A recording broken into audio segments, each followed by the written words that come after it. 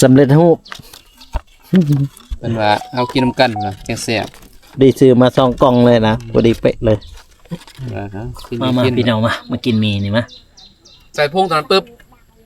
แล้วก็ท้องน้ำใส่จะบอกพดเองท้องงมไหวแม่นบ่พดเลยจ้ามันบอกจะสิไปปลาไปลงจะที่ไหนได้เจอคนโตกคนลิ้นเนี่ยโอ้หน้าโทรฮัลโหลใช่ยังอยู่ทงวายพี่เก็บยังสิไปหาทงวายทงวอกไปคนลูกนั่นเด้ลูกกูนี่นายเจ้าน้อยก็สิเมื่อน่ะมาให้เงินให้เข้าซื้อปวดตรงหม้อคนแล้วฮะไปส่องไพ่ก่อนนี่ก็1 โมงแล้วนี่ก็สิเมื่อแล้วนี่ไปย่างสิย่างจะได้ไตเนี่ยมึงเชื่อเลือดกามอยู่ไหนอย่างไรก็ส่องก้อนมึงเชื่อกับเป็นไข้หวัดไข้ไอมึงเชื่อกับซื้อเครื่องซื้อข้องก่อนสิไปย่างโอ้ยเขาย่างหลายเขาบ่ย่างหลายคนได้เขายิ้มทางนี่สิไปย่างเชื่อเลือดมันช้ำเลยเด้สิไปย่างได้เป็นคันประกวดก่อนมึงเชื่อเป็นไข้หวัดสิเป็นไข้หวัดแนวไรไปต่ำรถก็สิเป็นไข้หวัดจะล้มแน่บ่ก็ไปต่ำไข้หวัดซื่อบ่แม่นไข้หวัดดอกซั่นน่ะต่ำบางแห่งเท่านั้นแหละซั่นพวกเกียมได้ย่างไปกวดก่อนก่อนว่าไปกวดอยู่ม206คั่นบ่ห้องมเวียดนั่นบ่ซื้อได้มีเด้อซื้อมีแก๊ส1เส้นในบ้านให้เอาเงินตัวให้น่ะซื้อมีแล้วก็ซื้อไข่บ่เนี่ยนะแล้วก็ซื้อน้ำมันหมูน่ะพอได้ทอดพอได้ย่างหั่นแหละก็ได้กินกับพ่อกับแม่นี่แหละแน่นี่ก็กระวานเนาะอลัง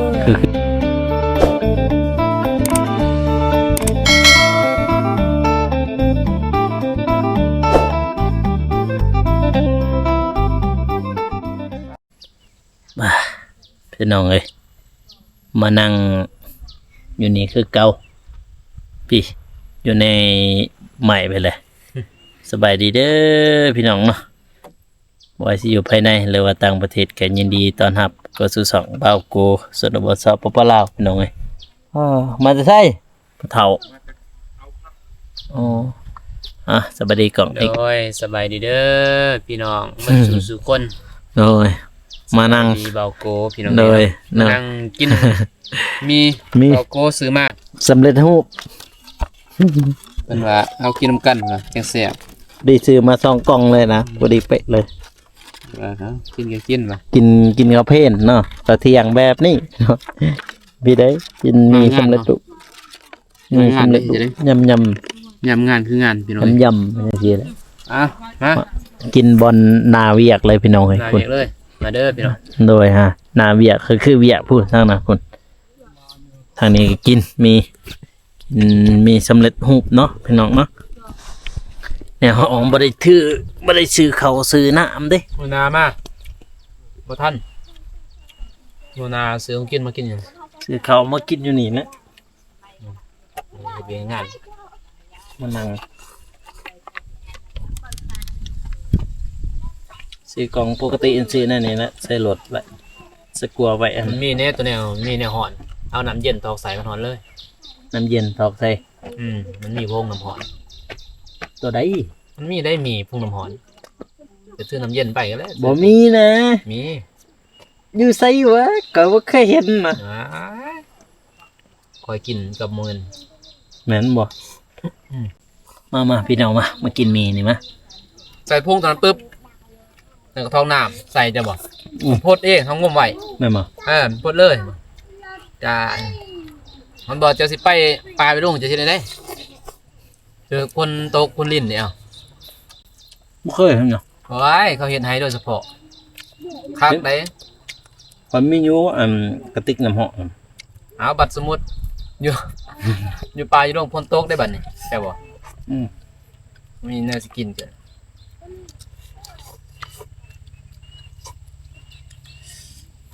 มีเนี่ยกินมีสำเร็จรูป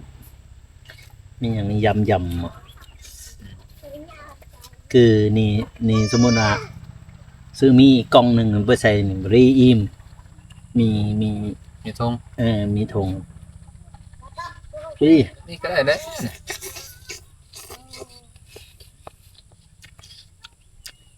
กินเพื่ออยู่ ไม่ใช่อยู่เพื่อกินนะครับ กินทำสั่งห้องทองบ่ครับห้องทองเนาะ กินเพื่ออยู่ ไม่ใช่อยู่เพื่อกิน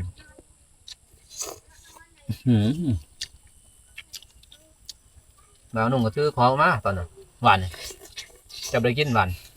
ซื้อมาคือว่าบอกโกสิมานำมาทาย มาบ่ทันมัน เอา มา ท บ่ได้อะ ฮะ มาบ่ได้ว่า นี่เก็บ อืมนี่ก็ไม่นี่ก็แบบเป็นหยังคุ้มมากคุ้มมาให้เงินทางอันนี้เพราะว่า FC บนคลองทาดนเด้ FC หรือว่าผู้ใหญ่เพิ่น ผู้ใหญ่ขอโทษจ้ะ ผู้ใหญ่เพิ่น ผู้ใหญ่โดยผู้ใหญ่เพิ่นคล้องนะ เบิ่งบ่ โยน เพิ่นรอเลยเพิ่นว่าอ้าวเพิ่นก็ฮู้อยู่เฮาเกิดอุบัติเหตุนี่ อีกอย่างก็ยันเขาเจ้าทาสร้างนี่ก็คือสร้างแดงคือเก่าเนาะ อืม เขาสิเอาสร้างแดง มื้ออื่นนี้พุ่นเด้สิไปบ้านตอกสมิง มื้ออนบ่ ไปบ่ ถ่ายไป หืม จักได้มื้ออื่นบ่ทันรับปากเลยเพราะว่าเมื่อนี้ยังสิยากอยู่ เพราะว่าสิไปเฮ็ดเพื่อนให้เพิ่น ว่าให้แม่เฒ่าหั่นบ่ ว่า อุปกรณ์นี่มีหยังเนี่ยเฮาคงเฮาบ่ มันเข้าหมดเลยให้เขาซอยซื้อตังค์สิไปหาในบ้าน อืมทันบ่มื้อเราอยากไปอยู่ดีตนล่ะแม่เฒ่าตาบอด เข้าไปดิมื้ออนำกัน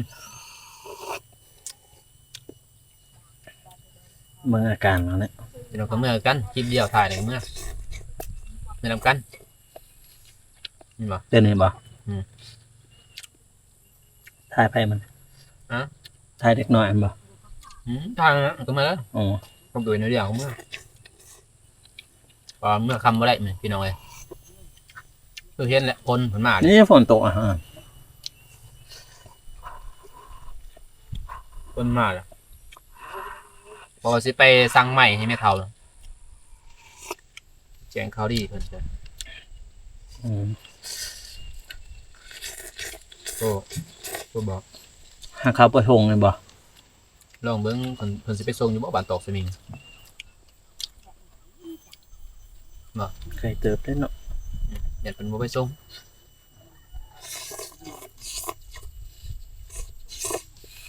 ส่งอยู่บ่ส่งนี่ก็สิให้ทางพี่น้องเพิ่นซื้อเท่านั้น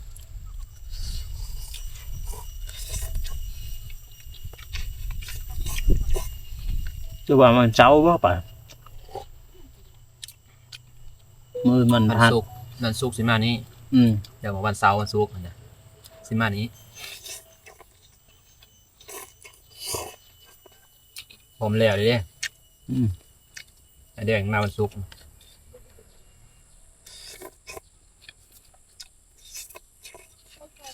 อืม เอาไป5,000เลย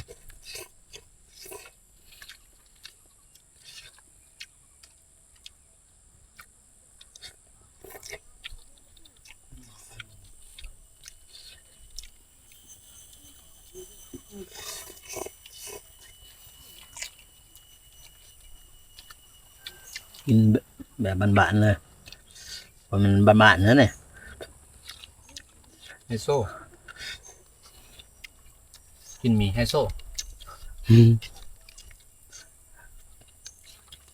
กินยำกินข้าวเที่ยงพี่น้องเอ้ย ตัวข้าวเสา ฮะ เพื่อข้าวเสา ก็กินข้าวเช้า เจ้าบ่ ฝนตกกับแข้งคือกันมาแต่ฝนมาปุ๊บมาอยู่ท่าแตง แพงเลยเหรอ มาอยู่เฮือน เงินป่า อืม เฮ็ดไปทันบ่ ฮะ ไป จะไปหันบ่ อืม เจ้าจังโมง มาตั้งแต่7 โมง 7 โมง อยู่หัน อืม โอ้บ่ท้าบ่ไปกัน จะมาจักโมงนะ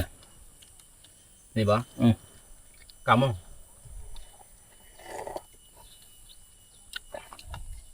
ก็จะแซ่บอันนี้นะเขาธนาคาร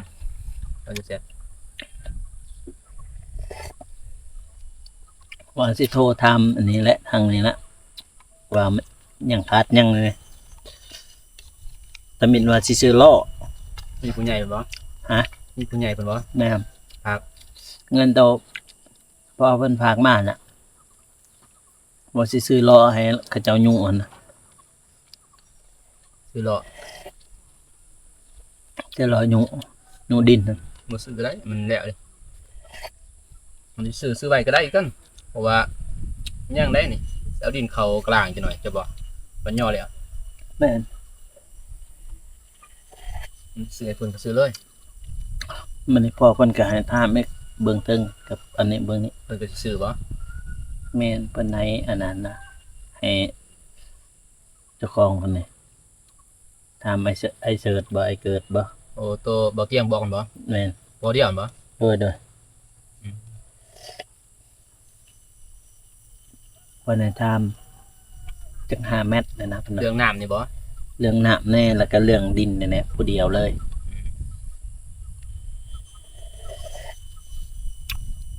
เรื่องน้ำพันละวันน้ำลังแต่ว่า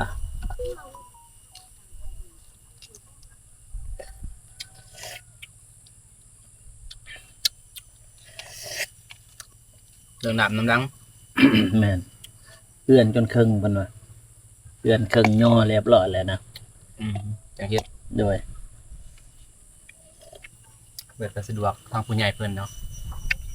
เพิ่น ได้ เพิ่นโทรทางคอย อืม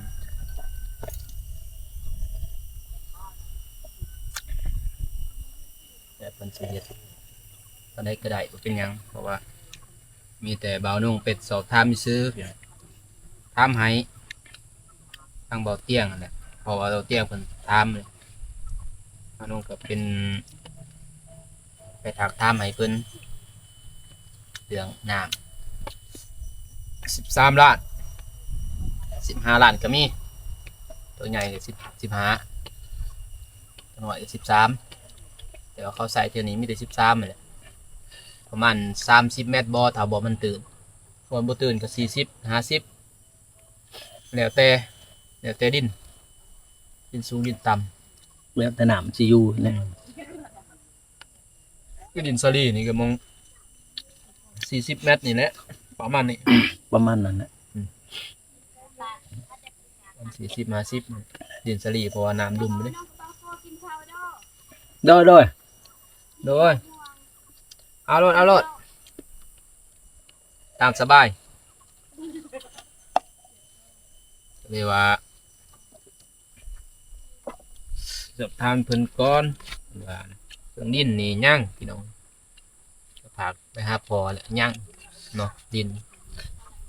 เจ้าของที่เพิ่นยังบ่ทันตอบเนาะ เหมือนเอาก็ตามลายก็ถือว่าคือเขาอยากได้อันนั้นเป็นเนาะนี่คือว่าแต่เขาก็อยากได้อยู่เลยแต่ว่าเพิ่นบ่ตอบอันนี้เขาจะทำดุประยันเป็นราคาอีกเนาะมันสิหนักขึ้นอีกแล้วเราบ่แต่เพิ่นเฮาทำแต่เดียว ดินนี่ตอนนี้นี่15 คูณ 15เนาะมันบ่ มาคู่15เนี่ย เพิ่นอยากได้20คูณ20อยากได้ทางนี้ก็5ทั้งอีกก็5นะเพิ่นว่าอยากได้นั้นนะบ่ดี20คูณ20เลยนะแยกออกอีก5 เมตรแล้วก็ทั้ง5 เมตร บ่เพิ่มบ่ โดย เดือนละเบื้องละ5 เมตรพอดี20คูณ20บัดนี้ถามทางไอ้เกิดบ่แม่นบ่ เดือนนี้แต่เพิ่นสินั่นเดือนนี้เพิ่นสิขายเบิ่งนี้ คล้ายกันนั่นแหละแต่ว่าหาเบิ่งนี่หา10แม่นบ่ แม่นก็คือเมืองทางข้างเมืองเฮานี่เฮานั่งนี่ก็ เบิ่งนี่ก็5เมตรเบิ่งนี่ก็5เมตร แม่นเมืองนั้นก็หา 10เมตร พอดี10 10นี่คือคล้ายจักแล้วสิบอกกันใหม่ก็ทาไปเลยเด้ คือมื้อนั้นเฮาถามแม่แต่เบื้องนี่บ่นั่น เบิ่งนี่แหละว่าจะเอาสำใดอะนะถ้าว่าจะได้เบิ่งนี่ก็เอาเบิ่งนี้5เมตรไปอะนะบอกแต่5เมตรซื่อๆบ่ได้เว้าได้เบิ่งนี่5เมตรเบิ่งนี่5เมตรนะเพราะว่าเบิ่งนี่มีแต่5เมตรเป็น ก็คือเพิ่นนั้นอยากได้เบื้องนี้จ้ะพอเพิ่นนั้นน่ะเพิ่นว่าเบื้องนี้อยากให้กว้างมื้อนี้เพิ่นว่าเป็นบรรทายว่า เป็นให้คำตอบสิบาเนาะจะลองถามเพิ่นใหม่ให้ทางพ่อเฒ่าไปถามเพิ่นว่าจังไดเพราะว่านำพ่อเพิ่นเลยบ่แม่นเป็นนำส่วนว่านำลูกเด้ต้องถามพ่อของดินนี้เจ้าของดินเขาถามมื้อนั้นถามนำลูกพี่น้องเนาะ เพราะว่าเพิ่นโทรมื้อม่านมื้อซื่นน่ะบ่เพิ่นโทรมา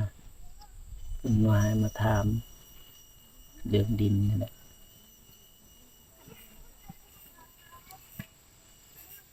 เพิ่นให้อีช่างเพิ่นให้เจ้าเขียนชื่อเฟซเพิ่นไปหาแอดไปหาเพิ่นนั่น ในแอดบ่ เราบ่จื้อคนไงพ่อเพิ่นบ่จื้อคนเพิ่นคิดว่าข่อยอันเป็นเจ้า อืม แนวบ่เพิ่นแซ่นหาบ่เตียงเด้ นี่ได้เฟซนะ อีทางนี้นี่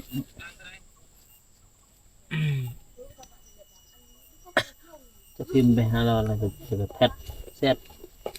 แต่ว่าตัวเองเบานุ่งเด้อ โอ้เราบ่จื้อเฟซบ่ เราบ่จื้อเฟซบ่จื้อคนน่ะนะ อืม ว่าไผเป็นไผเพิ่นคิดว่าเบาเตียงนั่นบอกให้ข่อยไปอันนี้ ไปสอบถาม อืม เรื่องน้ำประปาครับ นำมาด้านบ่ ธรรมดานะ โทษพี่น้องบ่ผิดเพิ่นคิดว่าข่อยไปถามน่ะนะ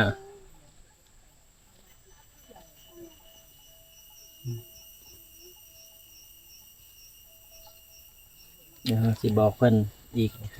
ให้เพิ่นรับ แอดมา ครับ แอดไปถามแล้วบ่เตียงบอกเนี่ยไปถามมื้อนะถามเรียบร้อยแล้วว่ะแจ้งให้ทางแล้ว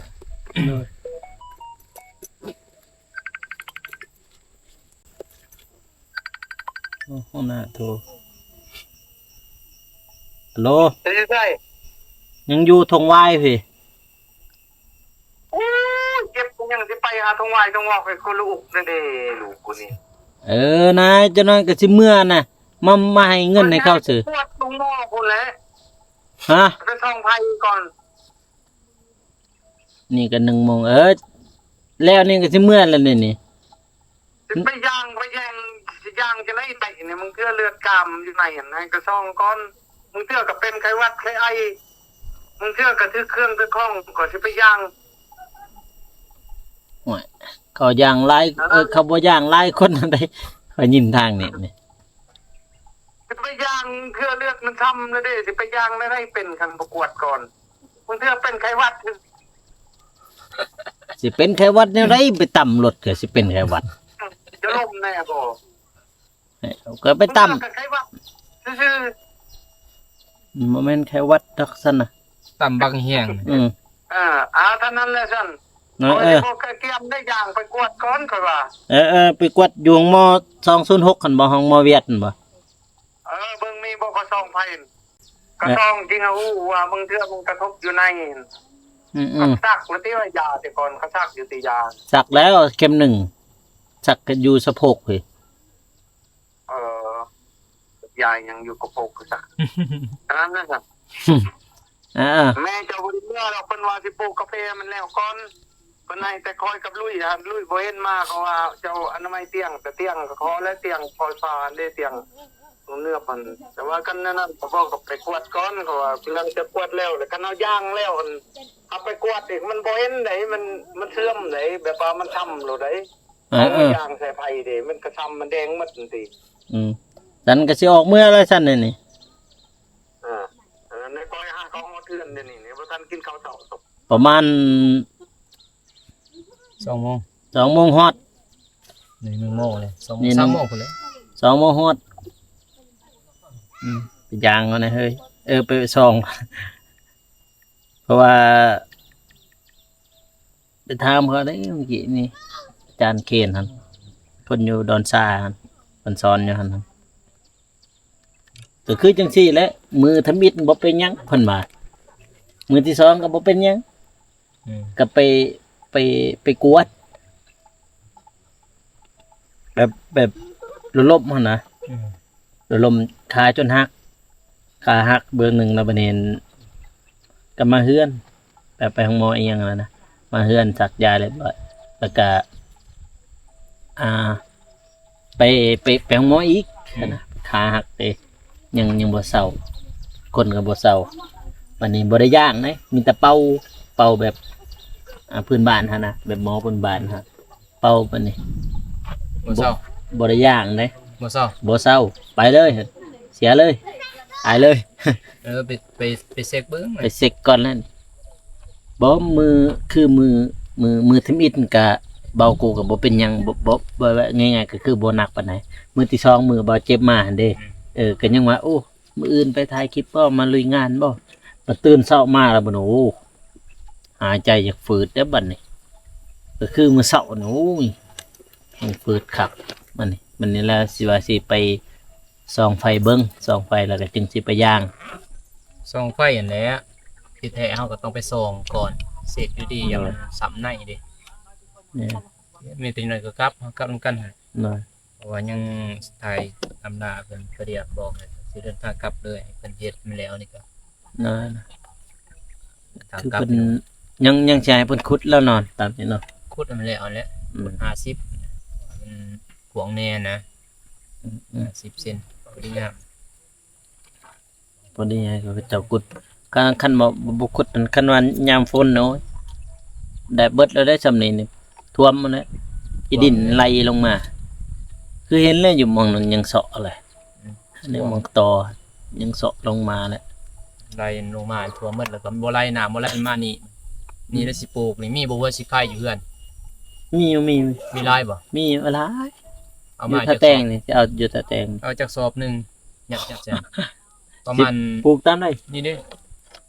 ประมาณครึ่งสอบก็เอาแล้วประมาณมัด2มัดนี่นะซำนี้สำก้อนหนึงเอา เอาสำก้อนหนึงตัดเอาก้อนหนึงซำนี้ สิเอาอยู่ถ้าแตงในแล้วก็สิเอาอยู่บ้านเพิ่นนี่ ก็มาใส่นี่ มาถึงไผ ถ้าว่ามื้อใดเจ้าสมมุติจะไปบ่ได้นะ เนาะ ตอกสมิงก็มาปลูกอันนี้ก็ได้มาปลูกโอซิงไข่นี่ให้น้องปลูกอยู่นี่มันเป็นมันมีไม่แปลกบ่มีสังกัดหญ้าแพรก น่าแฟกแบบใด หญ้าติดเทียนนั่นแหละหญ้าแพรกหญ้าติดดิน โอ้ หญ้าแพรก อ่า เอาหญ้าแพรกมาปลูกก็ได้ บ่มีแล้วต้นน่ะ บอกว่าสิไข่เนี่ย ว่าสิใครมีอยู่ใคร โอเค โดย ถ่ายคลิปเลยครับด้วย เฮ้ยไปอำลาเขาก่อนพี่น้องเอ้ยไปอำลาเขาเจ้าก่อนเพราะว่าจากมือได้อีกสิได้มาจากมือได้อีกโอ้บ่าวนุ่งฝนตกเลย รัดเท่าไหร่ ดีตกระเบืองนะฮันก็คือตอนนี้ยังหายใจฝืดอยู่ แต่กับบ่ย่านน้องเนาะฝนเนาะบ่ย่านดอกสำฝนนั่นพยางมีครบพยางมีครบตอนนี้นี่โอ้ยก็คือตอนนี้หันหายใจเริ่มฝืดเริ่มแห้งแล้วพี่น้องเอ้ย เริ่มฝืดเริ่มแห้งก็ต้องได้กลับบ้านนะพี่น้องไปย่างไฟไปซองไฟก่อนพี่น้องกันบ่บ่ได้อย่าเฮ็ดกะว่าปิกายน้องๆมาขุดต่อให้แม่น้องสาลีมาขุดต่อเนาะกับสาลีเพิ่นปิปิโอ้ ถ่ายต พี่ให้เพิ่นขุดตามห้องนี่นั่นนี่พี่น้องตามห้องนี่ขุดเพราะว่าให้มันใหญ่ถ้าบ่ใหญ่ก็คือ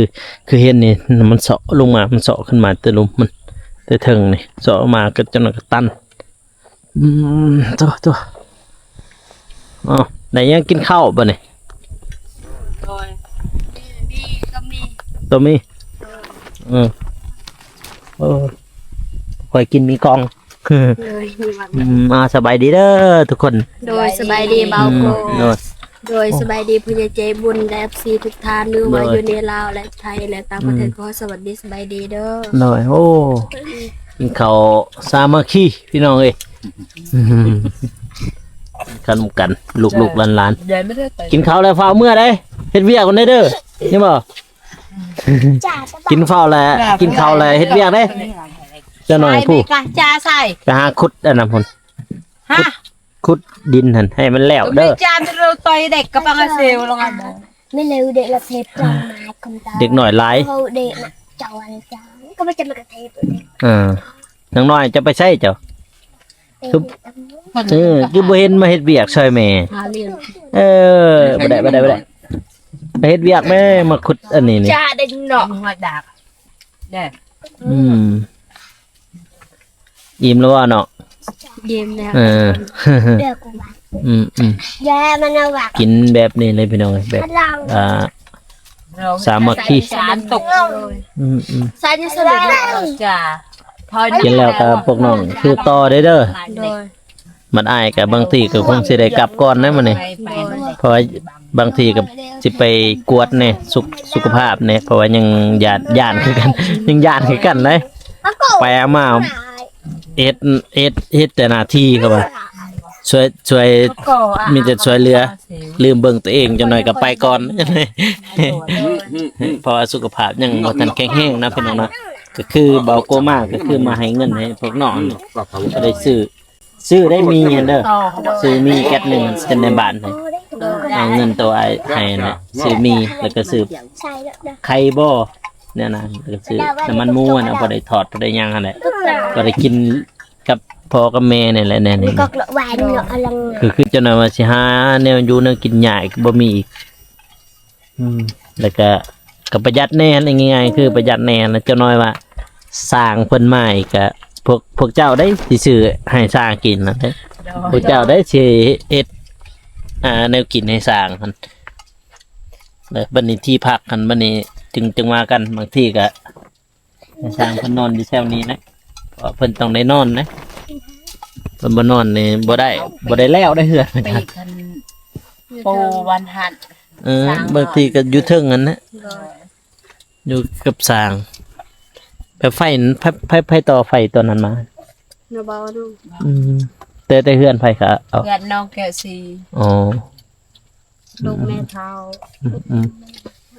มีแต่ฮอนนั้นบ่เพิ่นต่อมาหั่น โดยใส่ไผ่บ่ถึง ใช้ไฟบ่เทิง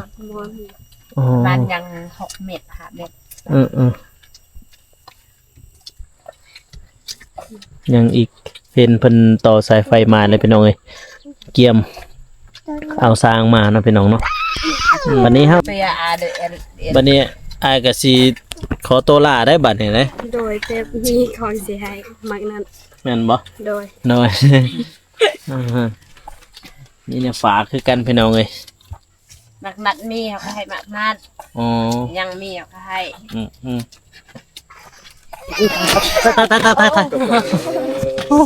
ต้นเด้อ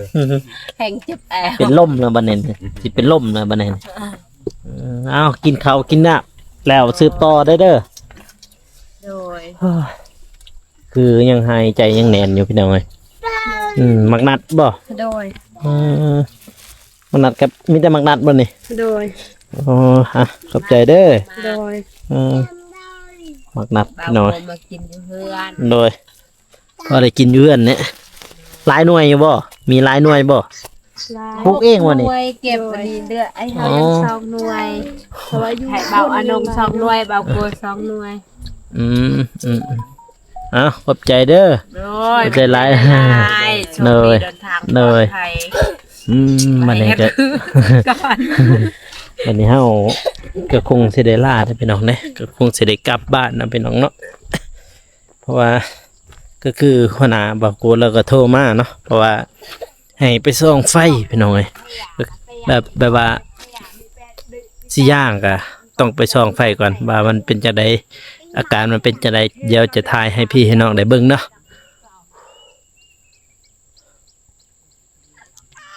หายใจฝืดเป็นหอยเป็นลมเมื่อกี้นี่โอเคพี่น้องคลิปนี้ก็บ่าวกูก็สิจบไปเพียงตัวนี้เด้อพ่อแม่พี่น้องเนาะก็อย่าลืมฝากกดไลค์กดติดตามเพื่อเป็นกำลังใจให้บ่าวกูในเด้อพ่อแม่พี่น้องเนาะสำหรับคลิปนี้ขอกล่าวคำว่าสบายดีพี่น้องเอ้ยแล้วเจอกัน EP หน้าเนาะ